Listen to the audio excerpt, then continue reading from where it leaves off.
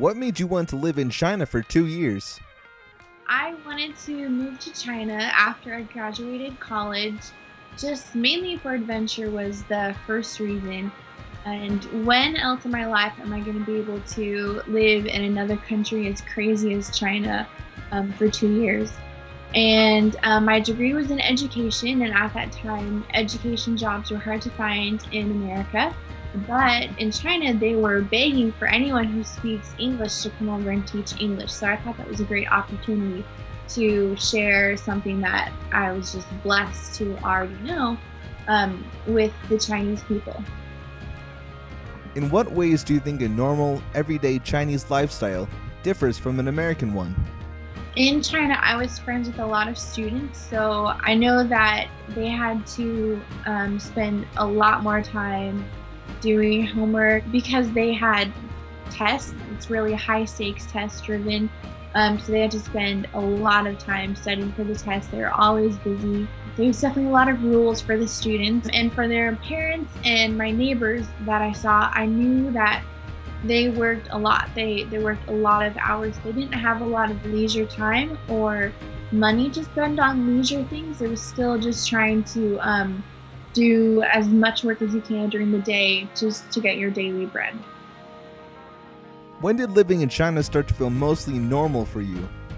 Living in China felt more normal maybe a year or a year and a half into it, when I really started mastering the language and I could speak and say directions where I wanted to go without having to think about it first or looking it up, when it just came naturally out of my mouth. And when I could go to the store and I knew where everything was that I needed, I didn't have to ask for help all the time. So when I was more independent, it felt normal. You overcame the Chinese culture shock, but when you came back to live in the US, did you experience reverse culture shock? Yeah, culture shock is crazy.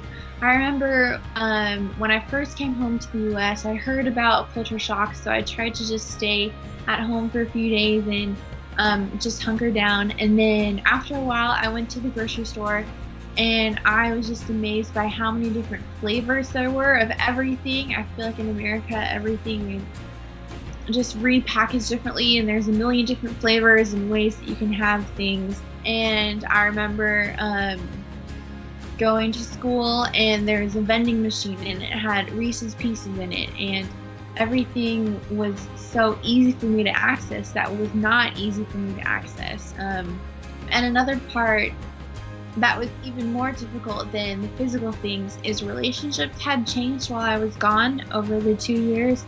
So my friends who I was roommates with, three of them got boyfriends or husbands while I was gone. So we didn't really need each other as we had in the past. So the relationships had changed while I was gone.